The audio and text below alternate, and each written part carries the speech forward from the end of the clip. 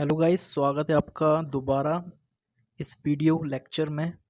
और पिछली क्लास में जैसा कि हमने कंप्लीट किया था हमारा autonomic nervous system and general pharmacology, ये दो टॉपिक मैं लास्ट क्लासेस में पढ़ा चुका हूँ।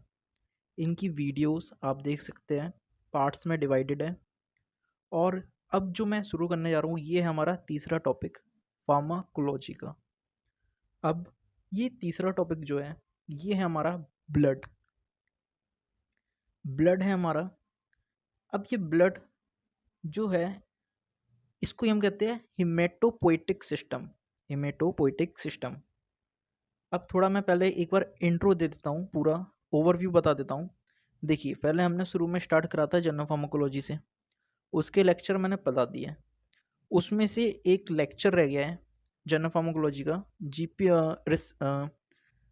जीपीसीआर रिसेप्टर, वो पढ़ाना है। ठीक है, जी प्रोटीन कपल रिसेप्टर, उसकी मैं बाद में वीडियो बना दूंगा। फिर हमने स्टार्ट करा था ऑटोनॉमिक नर्वस सिस्टम, वो पूरा कंप्लीट हो चुका है। और अब हम स्टार्ट कर रहे हैं हिमेटोपोइटिक सिस्टम यानी ब्लड। तो अब मैं इसको सेमेस्टर वाइज नहीं पढ़ा रहा हूँ। अगर आपको लग रहा हो कि बी फार्मेसी में ऐसा नहीं है, क्योंकि मैं पढ़ा रहा हूँ आपको कॉम्पिटिटिव एग्ज़ाम के पॉइंट ऑफ व्यू से। सो इसलिए मैंने पहले जनरल फार्माकोलॉजी निपटा दिया और फिर मैंने एएनएस निपटाया। वैसे मैं सोच रहा था सीएनएस निपटाऊँ, ख़त्म करूँ पहले स्टार्ट करके, लेकिन मुझे लगा पहले ब्लड कर लेते हैं हम। सो अब मैं करूँगा ब्लड। ब्लड हम पढ़ेंगे, इसके ज़्यादा वीडियो नहीं होंगे, वैसे 3-4 वीडियो में ये निपट जाएगा, ख़त्म कर देंगे इसको। और ज़्यादा हुआ तो 1-2 वीडियो, 3 में भी हो सकता है फिनिश। एंड इसके बाद हम स्टार्ट करेंगे सीवीएस, कार्डियोवास्कुलर सिस्टम। देन हम जाएंगे सीएनएस पे, सेंट्रल नर्वस सिस्टम। तो पहले हम स्टार्ट करते हैं ब्लड, तो शुरू करते हैं फिर। अब देखिए हिमेटोपोइटिक सिस्टम ये क्या है। अब देखिए जो सर्कुलेटरी सिस्टम है, यानी सर्कुलेटरी सिस्टम क्या है, जो ब्लड हमारे बॉडी में सर्कुलेट होता है ना, ब्लड वेसल के थ्रू। तो इसी को हम कहते हैं सर्कुलेटरी सिस्टम। अब इस चीज़ की जो मतलब ये जो सिस्टम है, इसके फादर कौन है? William Harvey. विलियम हार्वे इसके फादर है। अब दूसरा पॉइंट है फादर ऑफ ब्लड ग्रुप, यानी जो ब्लड ग्रुप रहता है जिसको हम कहते हैं ए बी ओ सिस्टम। इसको ए बी ओ सिस्टम भी कहा जाता है ब्लड ग्रुप को। क्यों कहा जाता है? क्योंकि ब्लड के टाइप होते हैं A plus, A positive, A negative, B positive, B negative, O positive, O negative. तो वो तीनों टाइप है ना, तो ए बी ओ सिस्टम बना दिया है। तो ये फादर ऑफ ब्लड ग्रुप कौन है? Karl Landsteiner. अब इसको आप ऐसे याद कर सकते हो कि जो ब्लड है ना, ब्लड खून बहा कैसे? कार जो थी वो लैंड कर गई स्टेयर से या ब्रिज से, तो जिससे क्या है? खून बहा। तो फादर ऑफ ब्लड ग्रुप क्या है? Karl Landsteiner. ट्रिक है सिंपल सी, कर सकते हो, अपनी भी बना सकते हो। अब सर्कुलेटरी सिस्टम क्या है? अब जो विल था ना, वो विल क्या है? हार्वेस्टिंग करता था। हार्वेस्टिंग करने के लिए वो राउंड राउंड घूमता था, सर्कुलेट करता था खेत के चारों तरफ। तो सर्कुलेटरी सिस्टम से विलियम हार्वे। ट्रिक है नॉर्मल। ठीक है, जल्दी से चलते हम एंजियोलॉजी पे। एंजियोलॉजी क्या है? एंजियोलॉजी यानी होता है, लॉजी देखो, लॉजी यानी होता है स्टडी करना, एंजियो यानी हो गया हमारा सर्कुलेटरी सिस्टम। तो स्टडी ऑफ सर्कुलेटरी सिस्टम क्या है? एंजियोलॉजी।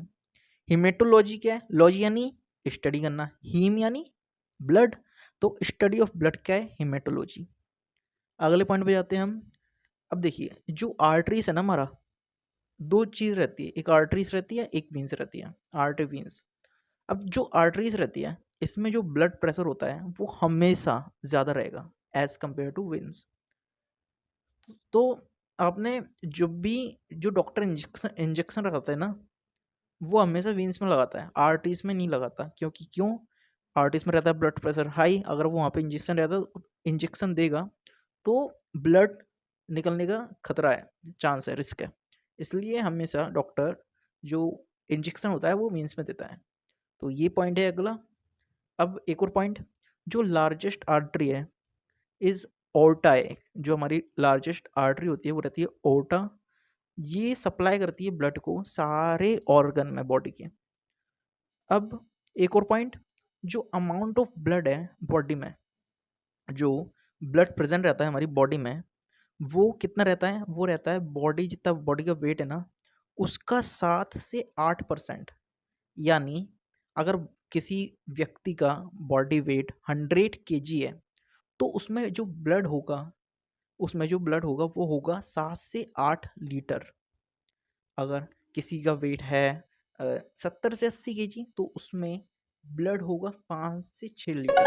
अभी 70 से 80 जो रहता है ये नॉर्मली वेट रहता है लोगों का, जो नॉर्मल ऐसा स्टडी में पाया है, नॉर्मली एवरेज वेट 70 से 80।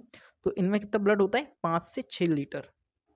अब जब भी हम ब्लड को डोनेट करते हैं ना, तो वो यूनिट में किया जाता है। यूनिट में कैसे? देखिए, जो 1 यूनिट ब्लड है, मान लीजिए किसी ने 1 यूनिट ब्लड डोनेट करा, तो इसका मतलब क्या है? यानी उसने होल ब्लड डोनेट करा है, जिसमें सब इंक्लूड है, RBC, WBC, platelets, along with additives. ठीक है, जो एक्स्ट्रा में एडिटिव्स आ जाएंगे वो सब पूरा होल ब्लड है 1 यूनिट ब्लड में। अब 1 यूनिट ब्लड में कितना ml होता है? 500 ml। यानी 500 ml ब्लड होता है।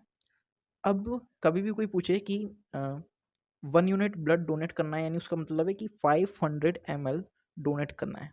ठीक। अब जो ये 500 ml है ना, इसके अंदर जो आरबीसी रहता है ना, ये रहता है 350 ml। 350 ml हमारा आरबीसी प्रेजेंट रहता है इस 500 ml में। और बाकी जो बचा कितना, 150 ml, वो अदर चीज़ें, डब्ल्यूबी, प्लेटलेट और एडिटिव्स। अगला पॉइंट है, जो आरबीसी होता है उसको मेच्योर होने में 7 डेज का टाइम लगता है। जो आरबीसी होता है वो 7 डेज में मेच्योर होता है। अब इसके बाद जब हम मान लीजिए ब्लड डोनेट करते हैं लोग, अब उसको स्टोर कहाँ पे करते हैं? उसको स्टोर किया जाता है कोल्ड टेम्परेचर में। कोल्ड कितना? कोल्ड 2 से 6 डिग्री सेल्सियस। 2 से 6 डिग्री सेल्सियस कितने दिन के लिए करते हैं? 35 डेज के लिए स्टोर किया जाता है, 435 डेज। अगला पॉइंट, अब देखिए, जो ब्लड रहता है, ब्लड जाएगा हार्ट के थ्रू, हार्ट से जाता है। अब हार्ट में रहती है आर्टरीज, वो आर्टरीज के थ्रू जाएगा आर्टेरियोल्स में, फिर आर्टेरियोल्स के थ्रू जाएगा वो कैपिलरी में, कैपिलरी से वो जाएगा वेन्युलर में, वेन्युलर से जाएगा वो वीन्स में, वीन्स से जाएगा वो फिर से वापस हार्ट में। और ये प्रोसेस रहती है रिपीट, अगेन एंड अगेन, यही प्रोसेस हमारी हमारी चलती रहेगी। अब देखिए, तो इतना ये चीज़ें थी। अब ये वही चीज़ है, जो ब्लड रहता है इसमें 2 पार्ट है, circulatory system, ABO system. ABO system मैंने बता दिया था, फादर कौन है? Karl Landsteiner. ABO system यानी ब्लड ग्रुप। ठीक है, विलियम हार्वे सर्कुलेटरी सिस्टम के फादर है। एंजियो एडिमा यानी क्या होता है? अब देखिए, जो एडिमा है ना, एडिमा यानी होता है स्वेलिंग, एंजियो यानी फेस, तो फेस में स्वेलिंग आना उसको कहते हैं हम एंजियो एडिमा। अब ये एक तरह का एडवर्स इफेक्ट है। किसका एडवर्स इफेक्ट है? जो हाइपरटेंसिव ड्रग रहती है ना, उन ड्रग का एक तरह का ये एडवर्स इफेक्ट है, एंजियो एडिमा। अगले पॉइंट पे चलते हैं हम, ब्लड सैंपलिंग। देखिए, ब्लड सैंपलिंग क्या होती है? ब्लड सैंपलिंग यानी जब भी जो ब्लड सैंपल के रूप में लिया जाता है ना, तो जो हमारे टेस्ट ट्यूब रहते हैं ना, तो उसमें एक तरह की कोडिंग रहती है, कलर कोड किया जाता है उसको, जिससे वो आइडेंटिफाई किया जाए। एग्जांपल मैं बताता हूँ। ये देखिए, ये एक ट्यूब है, इसमें जो ऊपर ये देख रहे हो आप, ये लकीर सी बनी है, यहाँ पे रहती है कलर कोडिंग। ओके, ये कैप रहती है कलर कोडिंग कैप। और जो बाकी का जो अंदर रहता है लिक्विड, वो रहता है प्रिजर्वेटिव्स और एडिटिव्स। ठीक है, अब ये ऐड किया जाता है, जिससे क्यों किया जाता है? जब हम ब्लड को लेंगे तो उस ब्लड का क्लॉट ना बने, है ना, इसलिए यहाँ पे पहले से प्रिजर्वेटिव और या एडिटिव्स ऐड होते हैं पहले से ही। अब देखिए, इसमें कैप की कलर कोडिंग बताई है, और बताया है कि अगर ये कलर है तो इसमें कौन सा एडिटिव प्रेजेंट होगा। अब देखते हैं, पहला है हमारा लाइट ब्लू, अब मान लीजिए जो कलर कोडिंग है कैप की वो है लाइट ब्लू, तो उसमें एडिटिव होगा हमारा सिट्रेट। अगर कलर कोडिंग है कैप की पर्पल, तो इसमें जो एडिटिव होगा वो होगा EDTA। अगर कलर कोडिंग हमारी ग्रे, तो इसमें होगा फ्लोराइड। ग्रीन के लिए हेपेरिन, येलो के लिए है सिट्रेट, रेड के लिए है प्लेन ट्यूब, यानी नो एडिटिव ऐड। वाई? इसका रीज़न सिंपल है, क्योंकि ब्लड में हमारा रेड ही होता है, इसलिए जो रेड कैप रहती है ना, उसमें हम एडिटिव ऐड नहीं करेंगे, यानी कोई एडिटिव नहीं रहता उसमें। अब देखिए इसको आप ऐसे याद कर लीजिए, वैसे ये इतना पूछा नहीं जाता कॉम्पिटिटिव एग्जाम में, लेकिन अगर याद करना हो तो आप कर सकते हो, ट्रिक बना सकते हो उसकी। ओके, तो अब चलते हैं अगले पॉइंट पे। अब हाँ, इसमें देखिए ये बताया है कि एडिटिव का क्या यूज़ है, मतलब क्यों ये एडिटिव यूज़ किया गया है। अब जैसे सिट्रेट है, ये क्या है, इसका क्या वर्क है, कोगुलेशन चेक करना। EDTA क्या है, CBC और HbA यानी हीमोग्लोबिन। और फ्लोराइड शुगर चेकिंग के लिए होता है, शुगर चेक करनी है ना। हेपेरिन अमोनिया चेक करनी है या इंसुलिन चेक करनी हो तो हेपेरिन एडिटिव वाले टेस्ट ट्यूब में हम ब्लड को रखते हैं। सिट्रेट सीरोलॉजी टेस्टिंग के लिए रहता है। और जो प्लेन ट्यूब रहता है ना, वो मिसलेनियस, यानी सारे टेस्ट जो करते हैं ना वो प्लेन ट्यूब में किए जाते हैं। तो आप इस तरह से पता लगा सकते हो टेस्ट ट्यूब देख के कि किस लिए ब्लड को सैंपलिंग की गई है, किस चीज़ की चेकिंग करने के लिए। तो ये अच्छी चीज़ है। अब देखिए अब जब भी हम ब्लड का सैंपल लेंगे ना, तो उस ब्लड के सैंपल को चेक करने से पहले उसको क्या करते हैं, सेंट्रीफ्यूग करते हैं। किससे? सेंट्रीफ्यूगल फोर्स से। अब इससे क्या होता है, सेंट्रीफ्यूग करने से होता ये है, तो जो सॉलिड पार्टिकल होते हैं ना ब्लड में, वो चले जाते हैं एकदम नीचे, और जो बचते हैं लाइट वाले वो रहते हैं हमारे ऊपर। तो इसमें क्या रहता है, जो नीचे सॉलिड पार्ट जाता है ना, सॉलिड वो हमारे बेसिकली रहते हैं सेल्स, यानी जो सेल होंगे ना वो सेंट्रीफ्यूग होने के बाद नीचे आ जाएंगे, और जो ऊपर बचेगा वो रहेगा प्लाज्मा। पता है ना कि ब्लड में दो चीज़ें रहती है, सेल प्लाज्मा ही प्रेजेंट रहता है। तो जो सेल रहेगा वो नीचे चले जाएगा, प्लाज्मा रहेगा ऊपर। प्लाज्मा रहता है येलो पेल येलो टाइप का, और जो सेल रहते हैं हमारे, ये रहते हैं रेड। ठीक, अब देखिए जो ये सॉलिड नीचे है ना सेल, ये रहता है 45%, और जो लिक्विड ऊपर है वो रहता है 55%। अब इसमें क्या रहता है, जो प्लाज्मा है, अब हम प्लाज्मा के बारे में पढ़ेंगे। प्लाज्मा, देखिए प्लाज्मा क्या है, ये 92% इसमें वाटर है, ये 92% वाटर से बना हुआ, मतलब वाटर प्रेजेंट रहता है इसमें 92%। और जो 6 से 7% रहता है वो रहता है प्रोटीन्स। प्रोटीन्स कौन से? Albumin, globulin, fibrinogen. Albumin, globulin, fibrinogen. अब जो एल्ब्यूमिन है, एल्ब्यूमिन का क्या रोल है, ये क्या करता है, मेंटेन करता है ऑस्मोलैरिटी को। ओके, ग्लोब्यूलिन क्या करता है, ये एक तरह का एंटीबॉडी है ना, एंटीबॉडी की तरह वर्क करता है ग्लोब्यूलिन। फिब्रिनोजन ये है क्लॉटिंग फैक्टर। अब ग्लोब्यूलिन तो आपको पता है एंटीबॉडी है, फिब्रिनोजन भी क्लॉटिंग फैक्टर, याद हो जाएगा। एल्ब्यूमिन का बता देता हूँ मैं। अब जो एल्बम है ना, एल्बम में लगी ओस, एल्बम में लगी ओस, एल्बम में ओस आ गई ठंड की वजह से, ओस लग गई एल्बम में, ऐसे याद कर सकते हो आप ट्रिक से।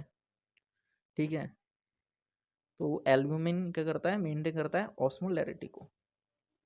अब ये मैंने बता दिया 92% वाटर है, 6 से 7% प्रोटीन है। अब जो बचा हुआ 1 से 2% वो रहता है हमारा क्या, वो रहेंगे या तो inorganic salt, nutrients, hormone, waste material, gases. Inorganic salt में जैसे sodium, potassium, calcium, magnesium. Nutrients रहेगा, हार्मोन्स रहेगा, वेस्ट मटेरियल में यूरिक एसिड या यूरिया। गैसेस में O2, CO2, CO2, CO, carbon monoxide, carbon dioxide. तो ये चीज़ रहती है, तो ये रहता है प्लाज्मा के बारे में हमने पढ़ा। अब देखिए सीरम है ना, ये भी प्रेजेंट रहती है ब्लड में, serum also present in blood. अब देखिए सीरम क्या है मैं बताऊं। जो प्लाज्मा रहता है ना ब्लड में, क्या पढ़ा हमने, क्या रहता है, सेल रहते हैं और प्लाज्मा। अब जब प्लाज्मा से जो प्लाज्मा में फिब्रिनोजन भी प्रेजेंट है, जब हम प्लाज्मा से फिब्रिनोजन रिमूव कर देते हैं तो जो बचा हुआ मटेरियल होता है ना, वो कहलाता है हमारा सीरम। ठीक है, देखिए मैंने बताया ना प्लाज्मा में क्या क्या है, 6 से 7% प्रोटीन प्रेजेंट है, जिसमें क्या क्या है, एल्ब्यूमिन, ग्लोबुलिन, फिब्रिनोजन। फिब्रिनोजन है हमारा क्लॉटिंग फैक्टर, हमने ये हटा दिया, फिब्रिनोजन को हटा दिया, बचा क्या है, जो बचा मटेरियल है वो है सीरम। तो सीरम में हमारा फिब्रिनोजन नहीं होता है, ये याद रखना आप। अब चलते हैं सेल के अंदर। अब देखिए सेल्स में, अभी हमने प्लाज्मा पढ़ा, ब्लड में क्या था, सेल, प्लाज्मा, प्लाज्मा पढ़ लिया, अब आया सेल, सेल का पार्ट। अब देखिए सेल में क्या क्या प्रेजेंट है, सेल में आरबीसी प्रेजेंट है, डब्ल्यूबीसी प्रेजेंट है और प्लेटलेट्स भी प्रेजेंट है।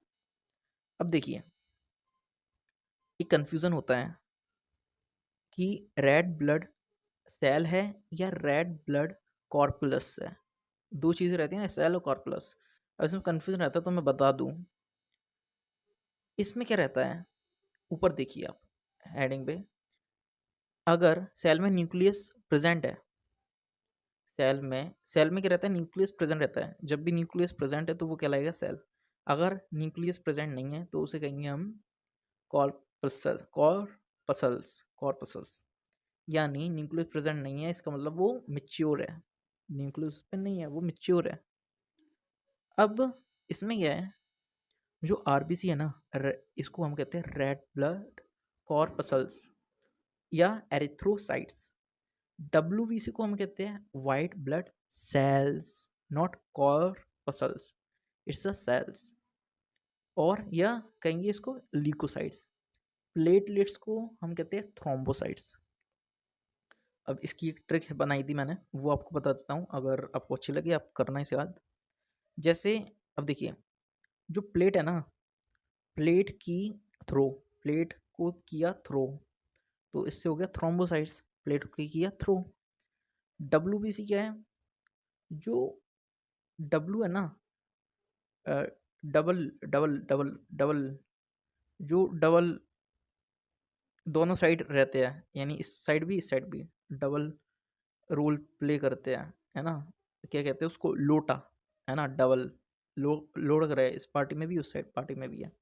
तो जो डब्लू लोग रहते हैं ना, वो रहते हैं लुक के, है ना, लुक के रहते हैं, मतलब एक, सॉरी अगर वैसा वर्ड लग रहा हो आपको तो मैं बता रहा हूँ, सिर्फ ट्रिक के लिए है। तो जो डब्लू लोग रहते हैं वो रहते हैं लुक के, तो लिकोसाइट्स। बचा हुआ क्या है, आरबीसी, इसको कर लीजिए एरिथ्रोसाइट्स। इसमें क्या देखिए, एरिथ्रो, एक को बताता हूँ, एरिथ्रो, एरिथ्रो है ना, देखिए इसमें दो दो बार आर आ रहा है कॉमन से, एरी री आर आ गया, और फिर थ्रो तो आर आ गया, मतलब आर से स्पेलिंग स्टार्ट है, आरबीसी। नॉर्मल है, देख लेना आप अगर आपको समझ आए ट्रिक, नहीं तो आप अपनी भी बना सकते हो, वैसे ये इजी है जो मैंने बताया।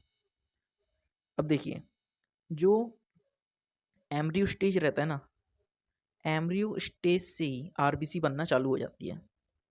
जो बेबी रहता है ना, मदर में, वो उसमें कह रहे हैं जो एम्ब्रियो रहता है ना, उसी स्टेज से आरबीसी बनना चालू हो जाती है। 3 से 4 वीक में ब्लड फॉर्मेशन हो जाता है यॉक सैक में, जो यॉक सैक होता है हमारा, उसमें ब्लड फॉर्म हो जाता है।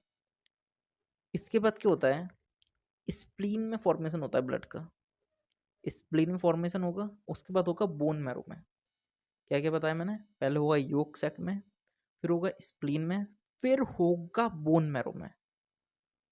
आपने पढ़ा होगा कि ब्लड का फॉर्मेशन बोन मैरो में होता है, लेकिन ऐसा जो मैंने बताया अभी कि एम्ब्रियोस्टेसिस से ब्लड का आरबीसी बनना चालू हो जाती है, यानी आरबीसी, उसमें ऐसा जो मैंने बताया है याद रखना आप, कि पहले योक सैक में, फिर स्प्लीन में, देन बोन मैरो में। अब देखिए आरबीसी जो बनती है ना, उस प्रोसेस को हम क्या कहते हैं, एरिथ्रोपोइसिस। पोइसिस यानी फॉर्म होना, और एरिथ्रो यानी आरबीसी बताया था मैंने, तो फॉर्मेशन ऑफ आरबीसी क्या है, एरिथ्रोपोइसिस। दूसरा पॉइंट, आरबीसी का लाइफ स्पैन कितना रहता है, आरबीसी का लाइफ स्पैन रहता है 120 डेज। इसके बाद क्या होता है, 120 दिन के बाद क्या होता है कि जो आरबीसी होती है वो हो जाती है रप्चर। अब इसको हम कहते हैं हीमोलाइसिस। अभी हमने बोला एरिथ्रोपोइसिस यानी फॉर्मेशन ऑफ आरबीसी, अब आरबीसी हो रही है रप्चर, इसको हम कहेंगे हीमोलाइसिस। अब जब आरबीसी रप्चर होती है ना, तो हमें इसके रप्चर होने से एक केमिकल मिलता है ना? केमिकल प्रोटीन मिलता है, उसको कहते हैं हम बिलीवर्डिन। बिलीवर्डिन, क्या कहते हैं? बिलीवर्डिन। तो ये था इसका एक और पॉइंट। अब एक चलते हैं आगे। अब देखिए, जो बिलीवर्डिन, याद रखना वो वर्ड, आरबीसी रप्चर होगा, क्या मिलेगा? बिलीवर्डिन। ये बहुत आईएमपी पॉइंट है, ये इसमें काम आता है। देखिए अब काम आएगा इसमें। देखिए आरबीसी, इसमें क्या है? हीमोग्लोबिन है। हीमोग्लोबिन में क्या है प्रेजेंट है? बिलीवर्डिन। बिलीवर्डिन रहता है ग्रीन, ग्रीन रहता है। इसका क्या होता है? रिडक्शन। रिडक्शन होने से ये हो जाता है कन्वर्ट बिल्ली रूबिन में। बिल्ली रूबिन रहता है येलो, इसका कलर। अब बिल्ली बर्डिन है ग्रीन, बिल्ली रूबिन है येलो। अब इन दोनों का क्या होता है? ये दोनों क्या रहते हैं? लिवर में जाएंगे, लिवर खींचता है इसको। अब देखिए, आप सोच रहे होंगे कि बिल्ली बर्डिन तो रिड्यूस हो गया ना बिल्ली रूबिन में, लेकिन नहीं, पूरा तो नहीं हुआ ना। किसने का पूरा होगा? थोड़ा बहुत तो बचा हुआ ना। तो बिल्ली बर्डिन बिल्ली रूबिन जाता है, और जो बचा हुआ बिल्ली बर्डिन होता है वो भी लिवर खींच लेता है। फिर क्या करता है? लिवर इनको क्या है? बाइल जूस में बेच देगा। लिवर क्या करता है? बाइल जूस में बेच देता है इसको। तो इस तरह से इसका प्रोसेस है। तो क्या रहता है? अब मान लीजिए जिसका लिवर डैमेज है, अब लिवर डैमेज किसका रहता है? जो ज़्यादा अल्कोहल वगैरह पीते हैं। तो मान लीजिए जिसका लिवर डैमेज है, तो अब वो तो कैपेबल ही नहीं है ना, कि एक्सट्रैक्ट कर सके बिल्ली वर्डिंग और बिल्ली रूबिन को। तो इस केस में क्या होता है? जो बिल्ली रूबिन होता है ना, ब्लड में बढ़ता जाता है, बढ़ता जाएगा, बढ़ता जाएगा। और ये चीज़ कॉज करती है जॉइंडिस। यस, ये चीज़ करती है जॉइंडिस। दैट्स वाई जॉइंडिस में बॉडी येलो हो जाती है। क्यों? क्योंकि बिल्ली रूबिन रहता है हमारा येलो कलर। मैंने बताया था ना कि बिल्ली वर्डिन रिड्यूस हुआ बिल्ली रूबिन में, लेकिन जो बचा हुआ कुछ पूरा जो बिल्ली रूबिन है वो चला गया, लिवर खींच लेगा। और जो थोड़ा बहुत बचा कुछ बिल्ली वर्डिन वो भी चला जाएगा। ये क्या करता है? लिवर बाइल जूस में भेज देगा, खत्म। लेकिन लिवर डैमेज है तो वो खींच नहीं पाएगा, तो बिल्ली रूबिन इंक्रीज होता जाएगा। और जित जो भी बिल्ली वर्डिन है वो रिड्यूस होता जाएगा बिल्ली रूबिन में, जिससे बिल्ली रूबिन इंक्रीज होगा। बिल्ली रूबिन रहता है येलो, बॉडी हो जाएगी येलो, जॉइंटिस हो जाएगा, कॉस हो जाएगा। ये चीज़ है। अब देखिए, जो एक और पॉइंट है ऊपर लिखा है टॉप पे, जो ग्रेवयार्ड ऑफ आरबीसी है वो रहता है हमारा स्प्लीन। ये पॉइंट याद रखना, आईएमपी है। Graveyard of RBC spleen. क्यों बताया मैंने? ये देख रहे हो आप, ये जो मैंने समझाया था, एम्ब्रियो स्टेज में ही आरबीसी बनते हैं, चालू हो जाती है। उसके बाद आरबीसी आफ्टर आरबीसी स्प्लीन में आरबीसी का फॉर्मेशन होता है, देन बोन मैरो होता है। तो ये जो आरबीसी का ग्रेवयार्ड है वो है हमारा स्प्लीन। अब इसके बाद क्या है अगला पॉइंट? जो फर्स्ट 7 डेज रहते हैं ना, अब उन फर्स्ट 7 डेज में आरबीसी में न्यूक्लियस प्रेजेंट रहता है। आरबीसी में न्यूक्लियस प्रेजेंट रहता है। 7वें दिन के बाद वो न्यूक्लियस होता है ना, वो मैच्योर हो जाता है, और देन वो कन्वर्ट होता है कॉर्पसल्स में। That's why it is called red blood corpuscles. Okay, then we go to haemoglobin. अब देखिए, हीमोग्लोबिन क्या है? हीमोग्लोबिन, अब देखिए मैंने इतना जो पढ़ाया आपको समझ आ गया होगा। अब हमने वो जो बेसिक था वो पढ़ कर लिया, अभी भी बेसिक ही चल रहा है ब्लड का। जो मेन क्लोजी अभी भी स्टार्ट होगी, तो और पहले आप बेसिक पढ़िए। तो इसमें क्या है हमारा हीमोग्लोबिन, HP, ये एक तरह का है कॉम्प्लेक्स प्रोटीन। इसको डिनोट किया जाता है weight by volume of blood से। जो ब्लड रहता है उसका वेट बाय वॉल्यूम, इससे डिनोट करेंगे। अब इसको तोड़ते हम, एक तो हीम और एक तोड़ेंगे हम इसको ग्लोबिन में। अब जो हीम है, ये क्या रहता है? यही मेन रीज़न है हमारे ब्लड को रेड दिखाने के लिए। यानी जो ब्लड का कलर रेड होता है ना, वो किसकी वजह से होता है? हीम की वजह से। लोग कहते हैं कि हीमोग्लोबिन, लेकिन हीमोग्लोबिन में भी हीम जो रहता है मेन, उसकी वजह से हमारा खून लाल लाल होता है। कोई पूछे कि हमारा खून लाल क्यों होता है, तो इसका रीज़न है haemoglobin. Okay, not a haemoglobin. Haemoglobin में जो हीम प्रेजेंट रहता है वो रीजन है ब्लड को लाल करने के लिए। अब ग्लोबुलिन क्या है? ग्लोबुलिन क्या है? इसमें क्या रहता है, 4 ग्लोबिन की चेन प्रेजेंट रहती है एक हीम मॉलिक्यूल में। यानी एक हीम मॉलिक्यूल है उसमें 4 ग्लोबिन की चेन प्रेजेंट है, और 4 ग्लोबिन की जो चेन है ना उसमें ऑक्सीजन प्रेजेंट रहता है। यानी 4 oxygen present in each haemoglobin, यानी 1 O2 attach in each globin. मतलब समझाता हूँ, कंफ्यूजन हो रहा है। देखिए, एक हीम मॉलिक्यूल है, ठीक है, एक ही मॉलिक्यूल है। इस एक ही मॉलिक्यूल में है 4 ग्लोबिन की चेन, और हर चेन में एक एक ऑक्सीजन अटैच रहता है, प्रेजेंट रहता है, अटैच रहता है। तो ये चीज़, ये आईएमपी पॉइंट है। बता रहा, मैं जो मैं पढ़ा रहा हूँ वो पूरा आईएमपी है, मैं कुछ एक्स्ट्रा पढ़ा ही नहीं रहा हूँ, एकदम डिक्टो पढ़ा रहा हूँ मैं, आईएमपी एमपी। ठीक, अगर ये कर रहे हो ना आप, तो आपको बुक, बहुत ही कम चांस है आपकी बुक पढ़ना है आपको। अगर फिर भी पढ़ना चाहते हो पढ़ लेना, अगर ये करके एमसीक्यू लगाओगे ना बन जाएंगे एमसीक्यू आराम से। तो और एमसीक्यू कैसे लगाने वो भी मैं बता दूंगा आने वाली वीडियो में। तो चलते हैं, अब देखिए, हीमोग्लोबिन एक ही मॉलिक्यूल है, एक ही मॉलिक्यूल में 4 ग्लोबिन की चेन प्रेजेंट है, हर एक ग्लोबिन में ऑक्सीजन अटैच है, प्रेजेंट है, अटैच है। अब देखिए, मान लीजिए ये है हमारा हीमोग्लोबिन, अगर इसके साथ है हमारा ऑक्सीजन O2, तो ये कहलाएगा ऑक्सी हीमोग्लोबिन। अगर इसके साथ हम ऐड कर देंगे CO2 को, तो ये कहलाएगा कार्ब अमीनो हीमोग्लोबिन। अगर इसके साथ ऐड करेंगे CO को, यानी कार्बन मोनोऑक्साइड, तो ये कहलाएगा कार्बोक्सी हीमोग्लोबिन। ठीक है, कंफ्यूज मत होना। देखिए, O2 अटैच है तो ऑक्सी हीमोग्लोबिन, CO अटैच है तो कार्बोक्सी हीमोग्लोबिन। अब देखिए, CO2 अटैच है तो कार्ब अमीनो। अब देखिए, इसमें 2 वर्ड है, कार्ब भी है, अमीनो भी है। आप ऐसे याद करिए, CO तो सिंपल कार्बोक्सी, इसमें CO2 2 आ गए, C भी है और 2 O भी है, तो इसमें 2 वर्ड आएंगे, कार्ब भी आएगा और अमीनो भी आएगा, कार्ब अमीनो हीमोग्लोबिन।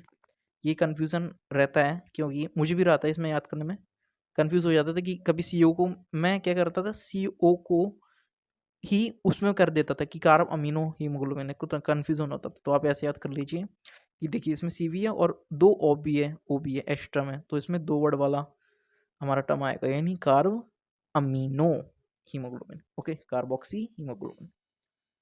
अब आते हम ब्लड पे, ब्लड ग्रुप। हाँ, अब चलते हैं ब्लड ग्रुप पे, जो अच्छा पॉइंट है ये वाला टॉपिक, ये वाला। ब्लड ग्रुप क्या है, क्या क्या रहते हैं? ए रहता है, बी आएगा, या ए बी रहेगा, या जीरो रहेगा, यानी ओ, सॉरी ओ बोल रहा हूँ, ओ रहता है। अब हम आइडेंटिफाई कैसे करेंगे कि कौन सा ब्लड ग्रुप है, ए है या बी है या सी, क्या मतलब ए है या बी है या ए बी है या ओ है? देखिए, जो आरबीसी रहती है ना हमारी, आरबीसी, उन आरबीसी पे क्या रहता है, आरबीसी पे क्या है, प्रेजेंट रहते हैं एंटीजन, है ना। और हाँ, एक और चीज़, जो आरबीसी रहती है ना, वो रहती है हमारी बायकॉन्केव साइज की, बायकॉन्केव शेप, साइज नहीं शेप, बायकॉन्केव शेप की रहती है। अब इन आरबीसी पे क्या रहता है, एंटीजन प्रेजेंट रहता है। अब मान लीजिए, जो हमारा एंटीजन प्रेजेंट है वो है हमारा ए एंटीजन, ठीक है। तो अब एंटीजन ए है, तो इसके लिए एंटीबॉडी क्या होगी हमारी, एंटीबॉडी बी रहेगी, एंटीबॉडी क्या रहेगी, बी रहेगी। तो अब एंटीबॉडी बी है, एंटीजन क्या है, ए। मेन फोकस हमारा रहेगा एंटीजन पे, हम एंटीजन से आइडेंटिफाई करेंगे कि हमारा ब्लड ग्रुप क्या है। तो ए एंटीजन प्रेजेंट है, यानी ब्लड ग्रुप भी हमारा ए है, और एंटीबॉडी क्या है इसके लिए, बी। मान लीजिए बी एंटीजन प्रेजेंट है, तो ब्लड ग्रुप होगा बी, और एंटीबॉडी इसके लिए क्या होगा, ए। ठीक, अब मान लीजिए ए भी प्रेजेंट है और बी, ये दोनों एंटीजन प्रेजेंट है आरबीसी में, इसकी सरफेस पे, ठीक है। तो इस केस में पता है क्या है, एंटीबॉडी, कौन सा एंटीबॉडी होगा, ब्लड ग्रुप तो पता ही है आपको, ए बी होगा, दोनों है ना, तो ब्लड ग्रुप हो जाएगा इसमें ए बी। लेकिन एंटीजन एंटीबॉडी कौन सा होगा, इसमें रहेगा नो एंटीबॉडी। क्यों? मान लीजिए बी एंटीजन है तो वो ए के अपोजिट अपोजिट रहता है ना। मान लीजिए ए को देखा जाए तो उसके लिए बी एंटीबॉडी है, और बी को देखा जाए तो उसके लिए एंटीबॉडी है, लेकिन इसमें दोनों प्रेजेंट है ना, इसलिए कुछ नहीं है, कैंसिल हो जाता है, तो नो एंटीबॉडी। मान लीजिए एंटीजन ही प्रेजेंट नहीं है आरबीसी पे, तो ब्लड ग्रुप क्या होगा? ओ। नो है ना, नो एंटीजन ही ओ से हम इसको बता देंगे। तो एंटीबॉडी इसके लिए रहेगा, दोनों एंटीबॉडी रहेंगे, ए भी रहेगा बी भी रहेगा। ओके, तो ये कंसेप्ट होप समझ आ गया होगा आपको। एक और चीज़ है एच एच। एच एच क्या है हमारा? ये क्या है? बॉम्बे ब्लड ग्रुप के नाम से जाना जाता है। बॉम्बे ब्लड ग्रुप बहुत ही रेयर होता है, 1%। समझ रहे हो? 1%। इतनी जो पॉपुलेशन हमारी पूरी दुनिया में, उसमें 1% पाया जाता है ये बॉम्बे ब्लड ग्रुप, बहुत रेयर है। एच एच करवाना कभी टेस्टिंग आपकी, क्या पता आपका हो एच एच ब्लड ग्रुप। अब देखिए इसमें एक और चीज़ रहती है, आपने टर्म सुना होगा कि ये तो पढ़ लिया आपने, ए बी ओ। अब आप ऐसा तो बोलते नहीं है कि ए ब्लड ग्रुप है, क्या कहते हैं? ए पॉजिटिव ब्लड ग्रुप है, ए नेगेटिव ब्लड ग्रुप है। वो क्यों कहते हैं? वो इसलिए कहते हैं क्योंकि एक जो प्रोटीन रहता है, उस प्रोटीन का नाम होता है रीसियस। ये देखिए रीसस प्रोटीन। अब मान लीजिए अगर ये रीसस प्रोटीन प्रेजेंट है, कहाँ पे प्रेजेंट है? हमारे ब्लड में रीसस प्रोटीन प्रेजेंट है, आरबीसी में यानी ब्लड में, तो कहेंगे हम इसको पॉजिटिव, मतलब जो भी ब्लड ग्रुप होगा उसको हम पॉजिटिव के नाम से दे देंगे। और मान लीजिए ये रीसस प्रोटीन प्रेजेंट नहीं है, तो हम कहेंगे जो भी ब्लड ग्रुप रहेगा उसको कहेंगे हम negative. A negative B negative, A positive B positive, A B positive A B negative, O positive O negative. मतलब रीसस प्रोटीन पर डिपेंड है पॉजिटिव और नेगेटिव होना। इस चीज़ को हम कहते हैं R H system, R H system. अब देखिए ये पॉइंट है, आईएमपी यूनिवर्सल एक्सेप्टर कौन है? यानी यूनिवर्सल एक्सेप्टर यानी क्या है कि जो किसी से भी खून ले सके, यानी कोई भी बंदा, कोई भी बंदा उस बंदे को खून दे सके जो यूनिवर्सल एक्सेप्टर है। ठीक है, कौन सा ब्लड ग्रुप है? ये है ए बी। ए बी में ए बी पॉजिटिव, मतलब ये तो पॉजिटिव नेगेटिव हटा दीजिए आप, नॉर्मल ए बी। हाँ ए बी देखिए, तो ये है ए बी, मतलब जिसका ब्लड ग्रुप ए बी है ना, वो किसी से भी खून ले सकता है, उसको परेशानी की ज़रूरत ही नहीं है। जब भी अगर उसमें खून की कमी होगी ना, वो ऐसे भटकेगा नहीं कि मेरे को ए पॉजिटिव चाहिए बी नेगेटिव चाहिए। हाँ ये देखना पड़, मतलब तो भटकेगा नहीं वो। तो ये रहते हैं हमारे ए बी यूनिवर्सल एक्सेप्टर। ओ, ओ में क्या रहेगा? ओ रहता है हमारा यूनिवर्सल डोनर। यूनिवर्सल डोनर यानी ये ऐसे बंदे होते हैं जिसका ब्लड ग्रुप ओ है ना, वो किसी को भी खून दे सकते हैं, किसी को भी। तो ये कहलाता है यूनिवर्सल डोनर। इसका रीज़न क्या है? क्यों रीज़न, क्यों, मतलब कैसे क्यों है? अब देखिए जो ए है ना, ए बी यूनिवर्सल एक्सेप्टर क्यों है? बिकॉज इनमें क्या है, एक भी एंटीबॉडी प्रेजेंट नहीं है। अब एंटीबॉडी प्रेजेंट इनमें है नहीं, तो ये क्या है, किसी से जब खून लेंगे तो कोई प्रॉब्लम नहीं है ना, इनमें एंटीबॉडी नहीं है, वो अटैक ही नहीं करेगी उस जो फॉरेन पार्टिकल है। एंटीबॉडी का काम ही है ना फॉरेन पार्टिकल को अटैक करना। मान लीजिए कोई फॉरेन पार्टिकल आया, मतलब जो ब्लड आया किसी से लिया हमने, तो एंटीबॉडी कोई नुकसान नहीं पहुंचेगी, नहीं नुकसान नहीं पहुंचेगा। इसलिए क्या रहते हैं A B universal acceptor A B. Donor में सेम कंसेप्ट है, इसमें क्या रहता है, कोई एंटीजन प्रेजेंट ही नहीं है।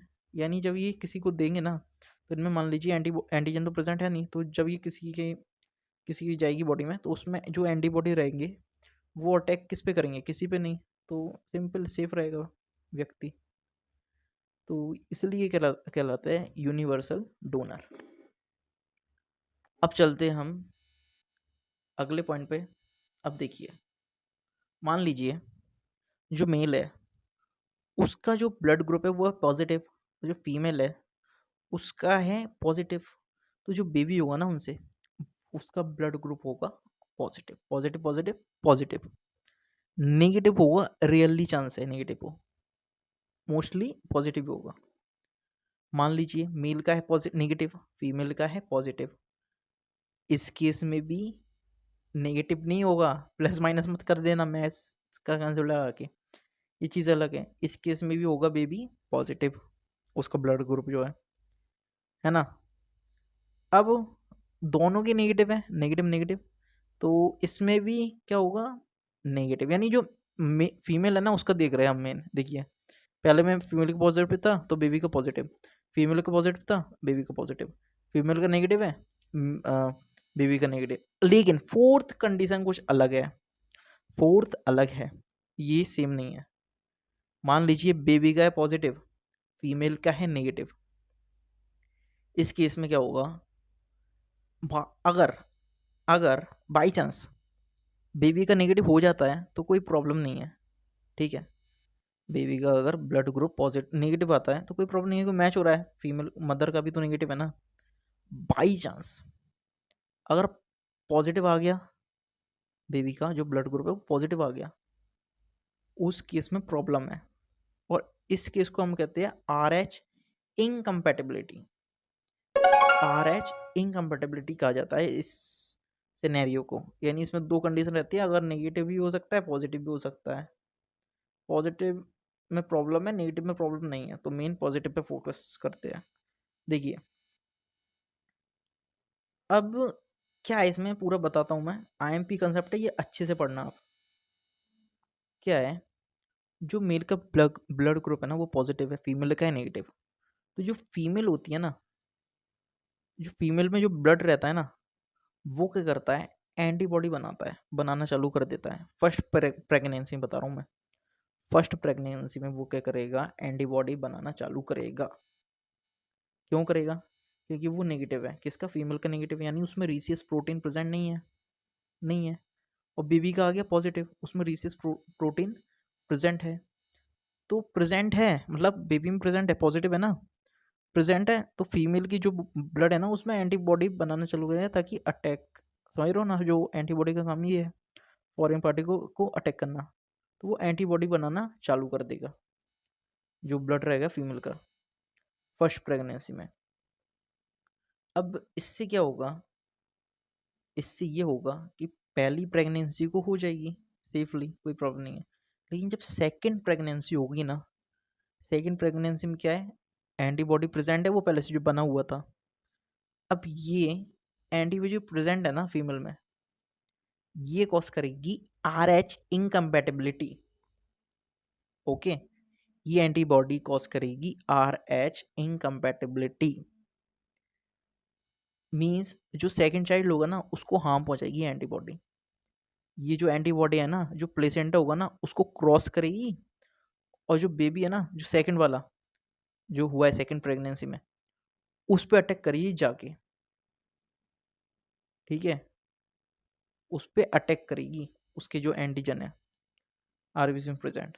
इससे ये होगा जो बेबी का वो आरबीसी है ना वो रप्चर हो जाएगा।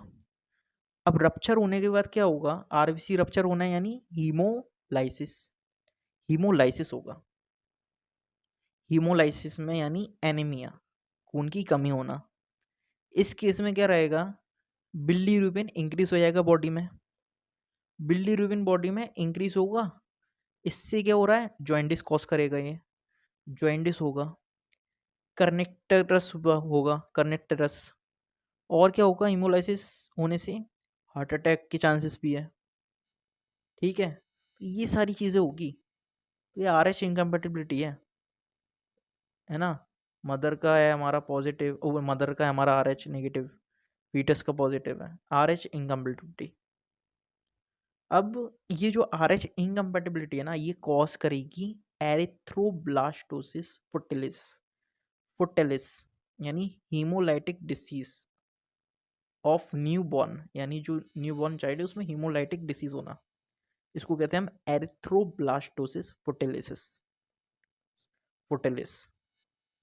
अब इस चीज के लिए क्या करते हैं डॉक्टर, इंजेक्शन होता है anti D I G, anti D I G injection, जिसको हम कहते हैं रो डी आई जी। ये लिखा है anti D I G injection, Rho D I G. ये हम देते हैं फर्स्ट प्रेगनेंसी के बाद। जो फर्स्ट प्रेगनेंसी हो जाती है उसके 72 आवर्स के अंदर हम ये इंजेक्शन देंगे, डॉक्टर देते हैं, इंजेक्शन देते हैं फीमेल को, ठीक है। ये है anti D I G injection. तो इस इंजेक्शन देने से जो एंटीबॉडी जो बनाता है ना, वो बनाता है फीमेल में ब्लड, तो ये उसको डिस्ट्रॉय करेगी। मेन मतलब है मैकेनिज्म, तो मतलब ये याद करिए कि ये उसको डिस्ट्रॉय करेगी एंटीबॉडी, जिससे क्या होगा, वो क्रॉस नहीं कर पाएगा प्लेसेंटा सेकेंड प्रेगनेंसी में, तो नुकसान भी नहीं पहुंचाएगा। तो ये है पूरा इसका concept, erythroblastosis fetalis haematolytic disease of newborn.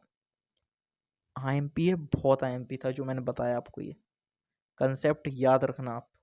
और अभी भी अगर समझ नहीं आया हो तो आप दोबारा वीडियो देख लेना, और दोबारा वहाँ से देख सकते हो जहाँ से मैंने स्टार्ट करा था बनाना टॉपिक। एंड फिर भी ना आए कमेंट कर दीजिए, बता दूंगा। आईएमपी है ये वाला, मोस्ट आईएमपी। अब चलते हैं हमारे अगले उस पे। अब देखिए, अब आया हमारा WBC। अब इसको हम करेंगे हमारी अगली क्लास में, WBC को चालू, ठीक है। WBC पढ़ेंगे हम, इसके बाद हमारा हो जाएगा स्टार्ट HBB, स्टार्ट हो HB खत्म हो जाएगी, और हमारा कोलॉजी पे आ जाएंगे हम, कोलॉजी के पोर्शन पे, ठीक है। तो चलते हैं, मिलते हैं अगली वीडियो में। और अगर कुछ समझ ना आया हो तो कमेंट कर दीजिए, बता दूंगा। और कैसा लगा लेक्चर और क्या कमी है इसमें वो बता दीजिए आप। तो ये था हमारा लेक्चर, मिलते हैं अगली वीडियो में, बाय।